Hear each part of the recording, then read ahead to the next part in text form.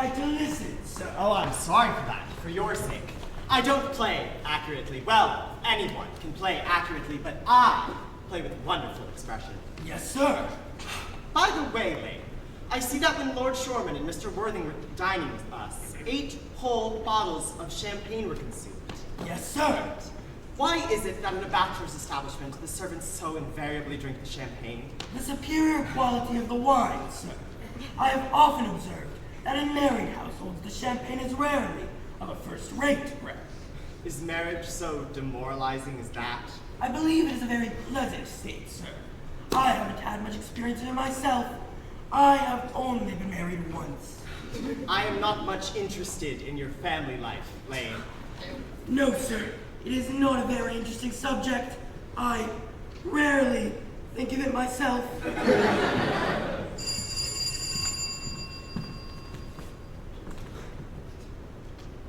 Mr. Ernest Worthing. My dear Ernest, what brings you up to town? Oh, pleasure, pleasure. Oh, who is coming to tea? Merely Aunt Augusta and Gwendolyn. Oh, I've come up to town to propose to Gwendolyn. I thought you said you had come up for pleasure. I call that business. Before I allow you to marry her, you will have to clear up the whole question of Cecily.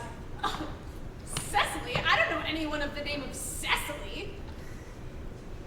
You've had my cigarette case all this time? Well, apparently not. Now that I look at the inscription inside, I find that the thing isn't yours after all. Oh, of course it's mine! And it's a very ungentlemanly thing to read what's written inside of another man's private cigarette case! It is absurd to have a hard and fast rule about what one should read and what one shouldn't. Half of modern culture comes from what one shouldn't read. I simply want my cigarette case back. Yes, but this isn't your cigarette case. This is from little Cecily to her dear Uncle Jack. And your name isn't Jack at all. It is Ernest. It isn't Ernest, it's Jack!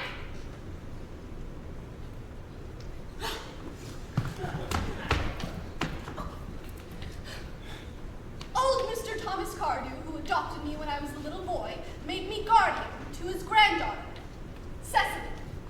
Cecily lives in my place in the country.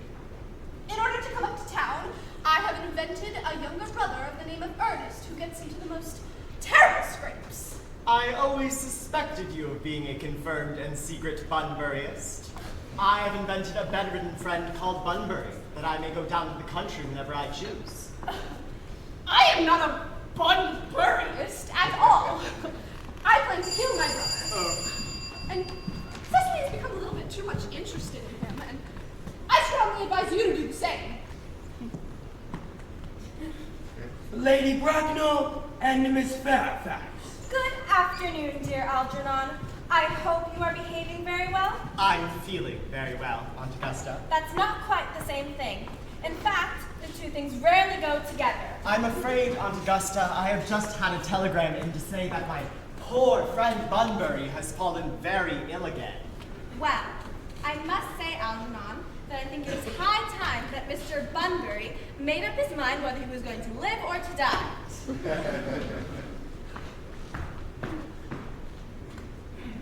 Charming day it's been, Miss Fairfax. Ray, don't talk to me about the weather. Whenever anybody talks to me about the weather, I feel quite certain that they mean something else. Oh, but I do mean something else, Miss Fairfax! Ever since I've met you, I've admired you more than any girl I've ever met. Well, since I've met you. Even before I met you, I was far from indifferent from you. We live, as I hope you know, Mr. Worthing, in an age of ideals, and my ideal has always been to love someone by the name of Earnest. So, from the moment Algernon mentioned to me that he had a friend called Earnest, I knew I was destined to love you. Oh, but you don't really mean to say that you couldn't love me if my name wasn't Earnest. Supposing it was something else. That is clearly a metaphysical speculation. And, like most metaphysical speculations, has very little reference to the actual facts of real life as we know them. But really, Gwendolyn, I must say that I think that there are lots of other much nicer names. Jack, for instance. Jack? No, there isn't. Very little music in the name Jack. The only really safe I must be christened at once. I mean, we must be married at once. Gwendolyn Fairfax! Mr. Worthing! Rise, sir, from the semi-recumbent posture. It is most indecorous. I am engaged to Mr. Worthing, Mama. Pardon me, when you do become engaged to someone, I will inform you of the fact. Gwendolyn, wait for me in the carriage.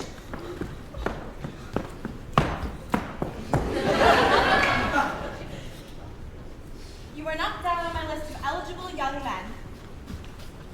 Are your parents living? I have lost both of my parents.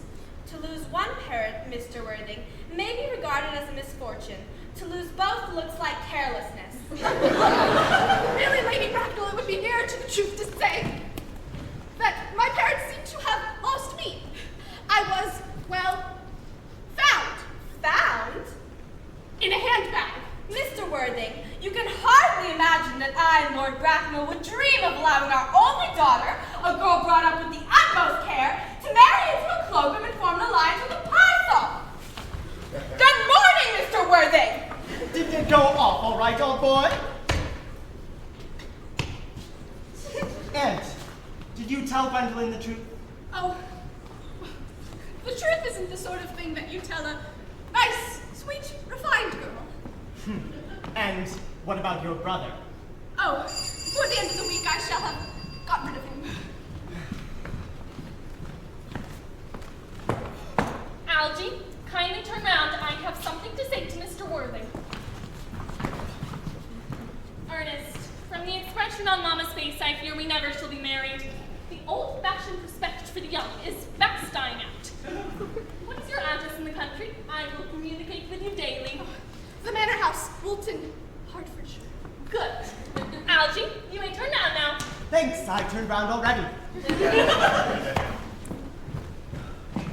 Tomorrow, Lane, I am going Bunburying. I hope it will be a nice day.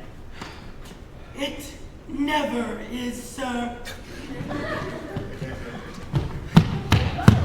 What on earth are you so amused at? Oh, I am merely anxious about my poor friend Bunbury, that is all. Oh, if you don't take care, your friend Bunbury will get you into a serious scrape one day. I love scrapes. They are the only thing that are never serious. Oh, that's such nonsense, Algie. You never talk anything but nonsense. Nobody ever does.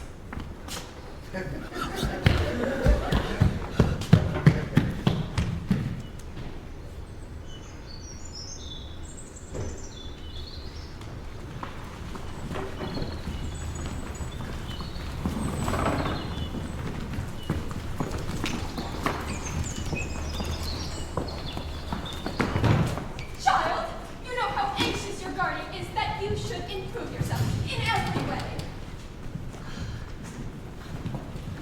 I see Dr. Choswell coming up to the garden. Dr. Choswell, This is indeed a pleasure. and how are we this morning? Miss Prism was just complaining of a slight headache. I'm sure it will do her much good to go on a walk with you, Dr. Choswell. Cecily, I have not mentioned anything about a headache. No, dear Miss Prism, but I felt instinctively that you had one.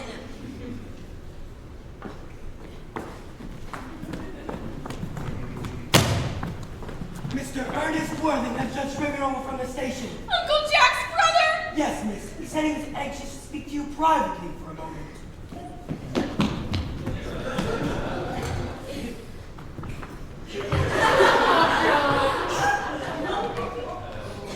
You are Jack's little Cecily.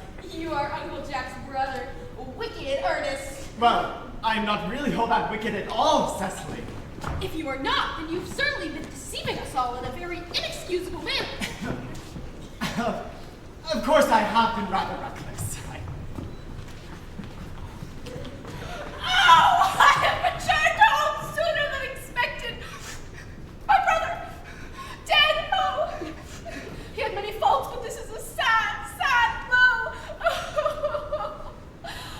Dr. Chasuble, I assume you know how to christen, all right? I would like to be christened this afternoon. Admirable. Now, Mr. Worthing, I beg you not to be too bowed down by grief. What seem to us bitter trials are sometimes blessings in disguise. This seems to me a blessing of an extremely obvious kind. Uncle Jack! Oh!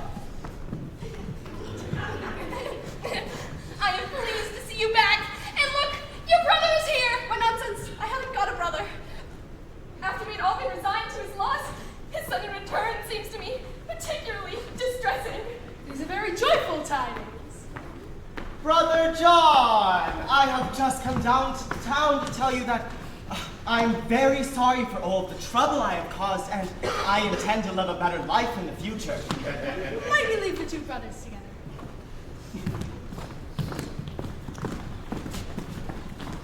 Algy, you young scoundrel! You must leave as soon as possible!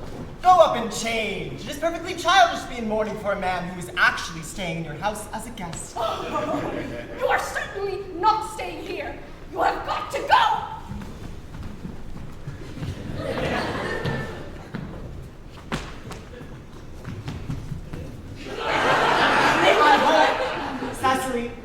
Cecily, I hope that I shall not offend you if I say, quite frankly and openly, that you seem to me to be, in every way, the very personification of absolute perfection.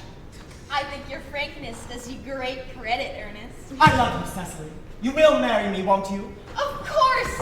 You silly boy. Why, you must not laugh at me, darling, but it's always been a girlish dream of mine to love someone of the name Earnest. But do you mean to say that you could not love me if I had some other name? Like Algernon, for instance. But I don't like the name of Algernon.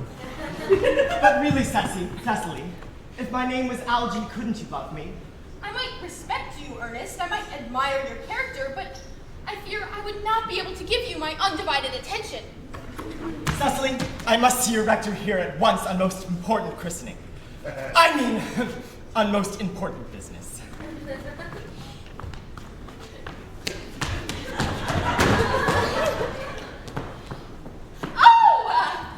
me introduce myself. Cecily Cardew. Cecily Cardew? Something tells me that we are going to be great friends. My first impressions of people are never wrong. You're here on a short visit, I suppose? Oh, no. I live here. Mr. Worthing is my guardian. Oh, it is strange. Ernest never mentioned to me he had a ward. How secretive of him. Excuse me, Gwendolyn. Did you say Ernest? Yes. Oh, but it is not Mr. Ernest Worthing who is my guardian. It is his brother, his elder brother. Mr. Ernest Worthing and I are engaged to be married. My darling Cecily, Mr. Ernest Worthing is engaged to me. I'm afraid you must be under some misconception. Whatever unfortunate entanglement my dear boy may have gotten into, I will never reproach him with it once we are married. Do you allude to me, Miss Cardew, as an entanglement? From the moment I met you, I distrusted you. I have never disputed such matters. My first impressions of people are invariably right. Oh, Gwendolyn, darling! A moment. May I ask if you are engaged to be married to this young lady? To little Cecily? Of course not! What could have put such an idea into your pretty little head? Thank you. I knew it! That man is my guardian, Mr. John Worthing, Uncle Jack! Jack? Oh! Here is Ernest. May I ask, are you engaged to be married to this young lady? Why, of course not. What could have put such an idea into your pretty little head? Thank you. You may. I knew there must be some sort of misconception. That is my cousin, Mr. Algernon Moncrief. Algernon Moncrief! Oh! A gross deception has been practiced on both of us! Mr. Worthing, where is your brother Ernest? We are both engaged to be married to your brother Ernest, so it is a matter of some importance to us. Gwendolyn, Cecily, it is very painful for me to be forced to speak the truth, but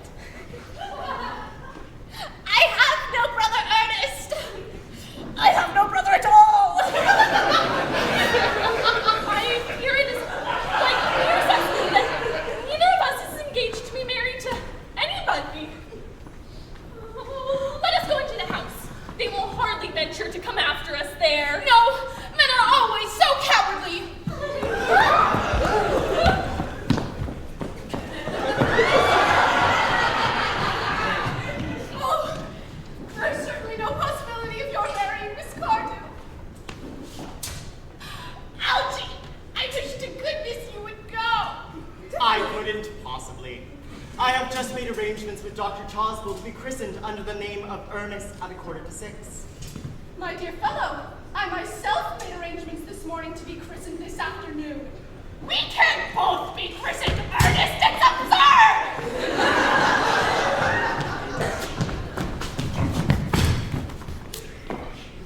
Mr. Moncrief,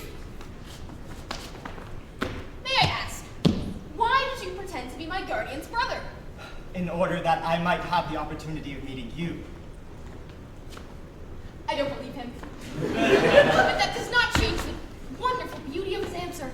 True, in matters of great importance, style, not sincerity, is the vital thing. Mr. Worthing, what explanation can you offer for pretending to have a brother?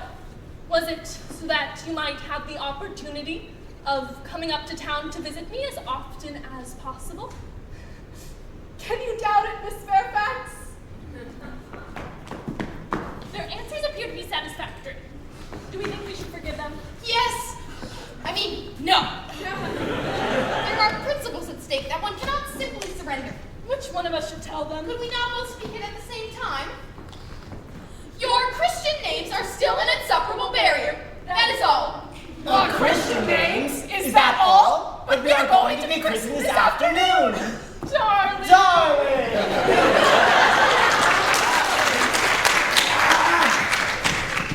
Lady Bracknell! Gwendolyn!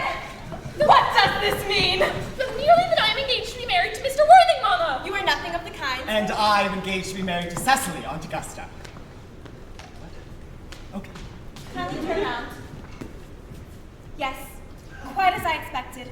There are distinct social possibilities in your profile, Algernon. I don't give 2 pence about social possibilities. Never speak disrespectfully of society, Algernon.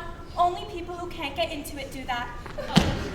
If I may, Lady Bracknell, I must say that I cannot at all approve of your nephew's moral character. I suspect him of being untruthful. Mr. Worthing, after careful consideration, I have decided to entirely overlook my nephew's conduct to you. How generous of you! My decision, however, is unalterable. I decline to give my consent.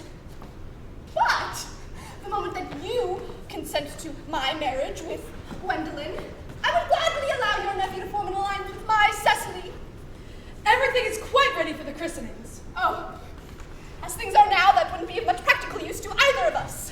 All right, then I will await Miss Prism. Did I hear you mention a Miss Prism? Come here, Prism. Where is that baby? 28 years ago, Prism, you left Lord Bracknell's house in charge of a baby carriage that contained a baby. You never returned. Where is that baby?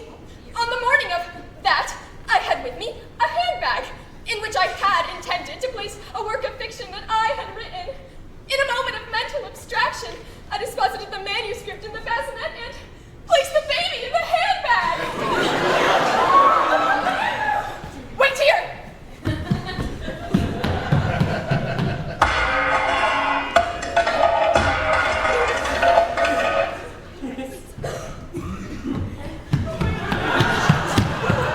Is this the handbag?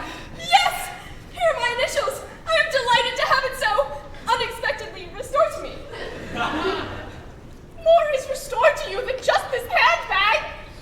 I was the baby that you placed into it. You? Yes? Mother! Mr. Worthing, I am unmarried. Unmarried? Oh, that is a serious blow. Mother, I forgive you! No. You are the son of my poor sister, Mrs. Moncrief, and consequently Algernon's elder brother. His elder brother! Algie, you scoundrel, you have not once behaved to me like a brother in all of your lives.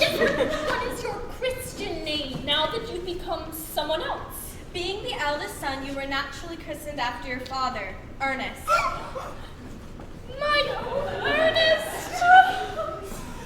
Oh, Gwendolyn, it is a terrible thing for a man to find out so suddenly that all his life he has been speaking nothing but the truth. Would you ever forgive feel that you are sure to change. Cecily, at last. Gwendolyn, at last! My nephew, Earnest. You seem to be displaying signs of triviality. On the contrary, Aunt Augusta. I have now realized for the first time in my life